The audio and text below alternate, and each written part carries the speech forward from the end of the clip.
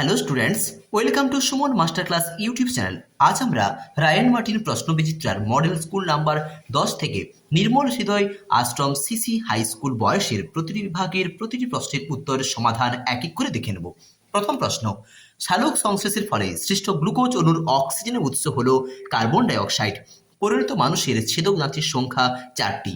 ক্রিবস চক্রে উৎপাদিত প্রথম জৈব অ্যাসিডটি হল সাইট্রিক অ্যাসিড। রক্তের সর্বজনীন গ্রহীতা বলা হয় এবি রক্ত গ্রুপকে। বেলেডোনা গাছ থেকে প্রাপ্ত উপক্ষারটি হল অ্যাট্রোপিন। বিভাগ ক্ষয়ের প্রথম প্রশ্ন, সালোক সংশ্লেষের ফলে উৎপন্ন প্রথম স্থায়ী কার্বন যৌগের নাম কি? পিজিএ অর্থাৎ ফসফো গ্লিসারিক অ্যাসিড। লালারসে উপস্থিত ড্যাশ উৎসেচক সিদ্ধ শ্বেতসারে আংশিক পাচন ঘটাতে সক্ষম। উত্তরটি হচ্ছে টায়ালিন। লসিকা হলো এক প্রকারের পরিবর্তিত কলা রস।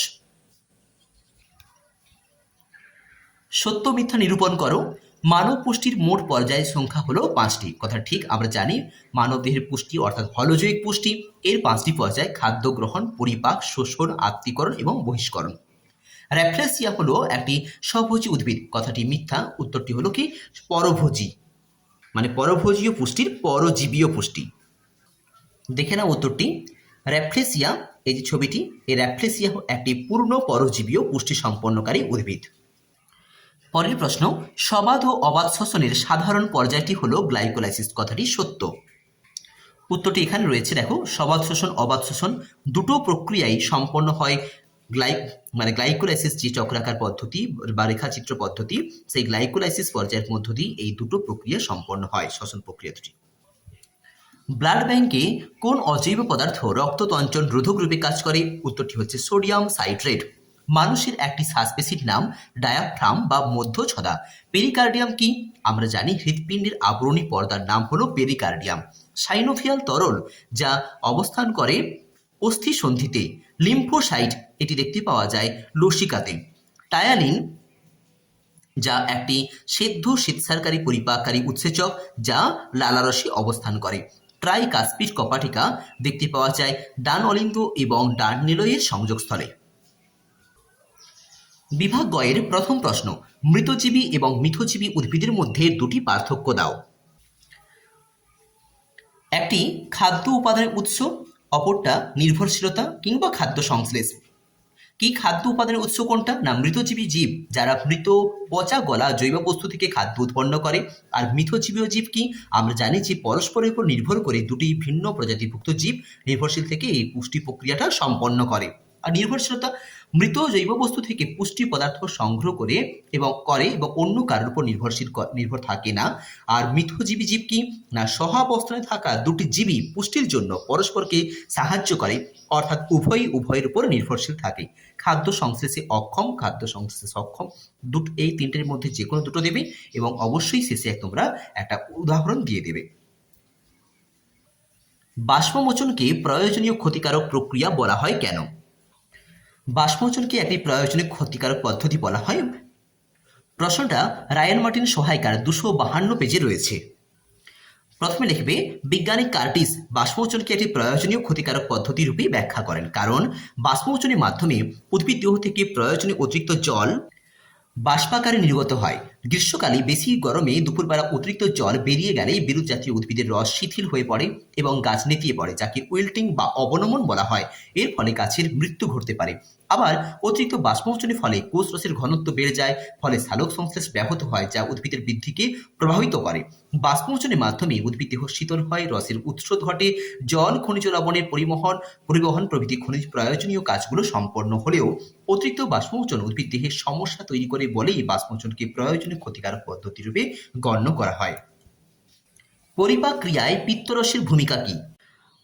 পিত্তরসের ভূমিকা, পিত্তরসে উপস্থিত পিত্ত লবণ অর্থাৎ সোডিয়াম টরোকলেট এবং সোডিয়াম গ্লাইকোকলেট ফ্যাটের বৃহৎ দানাকে ছোট ছোট অবদ্রবী পরিণত করে। ফ্যাটের ফলে ফ্যাটের উপর লাইপেজ উৎসেচক দ্রুত ক্রিয়া করে এবং লাইপেজটা ফ্যাটকে ভেঙে ফ্যাটি অ্যাসিড এবং গ্লিসারল উৎপন্ন করতে সাহায্য করে। এই কারণে পিত্তকে পাচকরস বলা হয়। অর্থাৎ এইভাবে পিত্তরস ফ্যাট জাতীয় খাদ্যকে পরিপাকে সাহায্য করে। পরের প্রশ্ন, বিএমআর এর সংজ্ঞা দাও এবং একজন প্রাপ্তবয়স্ক ব্যক্তির বিএমআর এর জন্য দৈনিক কত পরিমাণ শক্তির প্রয়োজন হয়? বিএমআর অর্থাৎ বেসাল মেটাবলিক রেট কি বলা হয়েছে বা মৌল বিপাকীয় হার, যে একজন সুস্থ ব্যক্তির স্বাভাবিক খাদ্য গ্রহণের 12 থেকে 18 ঘন্টা পর সম্পূর্ণ শারীরিক এবং মানসিক বিশ্রামরত অবস্থায় পরিবেশের দেহের প্রয়োজনীয় শারীরবৃত্তীয় ক্রিয়া সম্পাদনের জন্য প্রতি বর্গমিটার দেহতলে প্রতি ঘন্টায় যে ন্যূনতম তাপশক্তি নির্গত হয় তাকে মৌল বিপাকীয় হার বা বিএমআর বলা হয়। এই নাতিশীতোষ্ণ পরিবেশে এই কথাটা না বললেও কিন্তু চলবে। পরের যে প্রশ্নটা ছিল, একজন প্রাপ্তবয়স্ক ব্যক্তির বিএমআর এর জন্য দৈনিক কত পরিমাণ শক্তির প্রয়োজন হয়? দেখে নাও, একজন প্রাপ্তবয়স্ক ব্যক্তির দৈনিক 3000 কিলো ক্যালোরি শক্তির প্রয়োজন হয়ে থাকে। পরের প্রশ্ন, কাইম ও কাইল কি? পাকস্থলীর পাক রসের উৎসেচক এবং এসিএল এর প্রভাবে আংশিক গঠিত অপাচিত খাদ্য উৎসেচক এবং এসিএল মিশ্রিত হয়ে যে অর্ধতরল অম্লজাতীয় খাদ্য মণ্ড উৎপন্ন করে তাকে পাকমণ্ড বা কাইম বলা হয়। আর কাইল কি না, ক্ষুদ্রান্তে সম্পূর্ণ পাচিত, এখানে ছিল আংশিক পাচিত আর এখানে হচ্ছে কি সম্পূর্ণ পাচিত তরল এবং সরল শোষণ উপযোগী খাদ্যবস্তুকে বলা হয় কাইল। অর্থাৎ কাইমটা পাকস্থলীতে আর কাইলটা কোথায় না, ক্ষুদ্রান্ত্রে। আরএইচ ফ্যাক্টর কি, এর গুরুত্ব কি?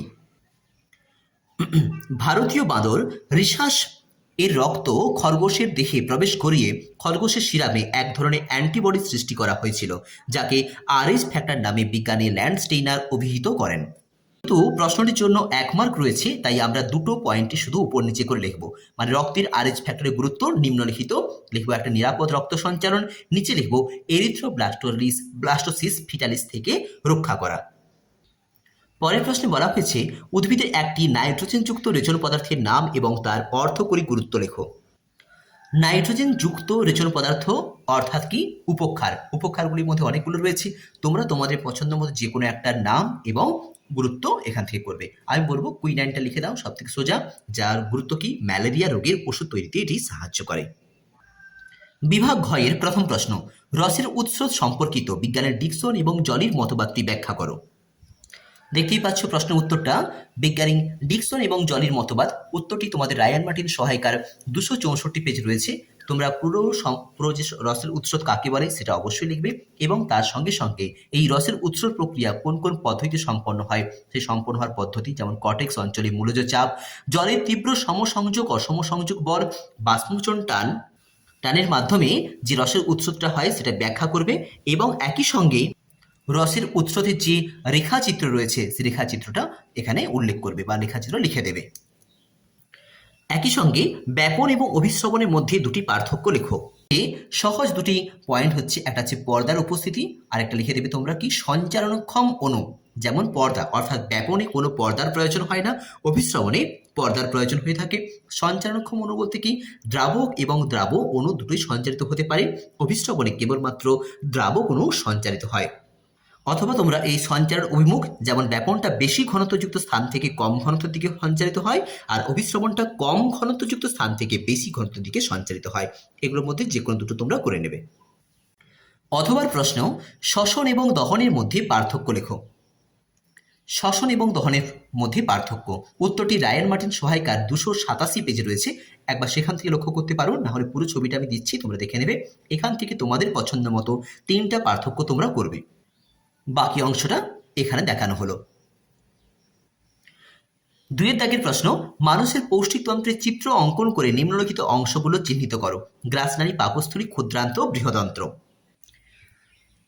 ছবিটি দেয়া রয়েছে, ছবিটি রয়েছে রায়ান মার্টিন সহায়িকার 331 পেজে, সেখান থেকে আঁকতে পারো, না হলে এই ছবিটা তোমরা স্টপ করে আঁকতে পারো। বলা হয়েছে কোন কোন অংশগুলো, একটা হচ্ছে গ্রাসনালী অর্থাৎ মুখবিবর এবং পাকস্থলীর মধ্যবর্তী লম্বা যে অংশটা এটা কি, গ্রাসনালী। এর পরের অংশ পাকস্থলী অর্থাৎ এই যে স্ফীত অংশটি যেখানে খাদ্য সাময়িকভাবে জমা থাকে তার নাম কি, পাকস্থলী। এরপরে অংশ ক্ষুদ্রান্ত অর্থাৎ পাকস্থলীর পর থেকে শুরু হয়ে এই যে সি অক্ষরে পেঁচানো অংশটা দেখতে পাচ্ছি, সি অক্ষরে পর মানে পেঁচানো যে অংশটা, এই অংশটির নাম কি, ক্ষুদ্রান্ত। এরপর বৃহদন্ত্র অর্থাৎ বৃহদন্ত্রের পরবর্তী যে সিকাম থেকে শুরু করে অ্যাপেন্ডিক্স বা এই যে অংশটা, এই পুরো মোটা অংশটা হচ্ছে কি না, বৃহদন্ত্র। তোমরা সম্পূর্ণ ছবিটা প্রথমে এঁকে নেবে, তারপরে এই অংশগুলোই পয়েন্টিং করবে। পরের প্রশ্ন, মানুষের রেচনতন্ত্রের চিত্র অঙ্কন করে প্রদত্ত অংশগুলো চিহ্নিত করো। বৃক্ক, গোবিনী, বৃক্কীয় ধমনী এবং মূত্রাশয়। মানুষের রেচনতন্ত্রের ছবি, ছবিটি রায়ান মার্টিন সহায়িকার 384 পেজে রয়েছে, সেখান থেকেও আঁকতে পারো, নাহলে ছবিটা মানে ভিডিওটা স্টপ করে তোমরা এখান থেকেও আঁকতে পারো। পয়েন্টিং করতে বলা হয়েছে বৃক্ক, অর্থাৎ ডান বৃক্ক বা বাম বৃক্ক যে কোনো একটা বৃক্ষই তোমরা দেখাবে।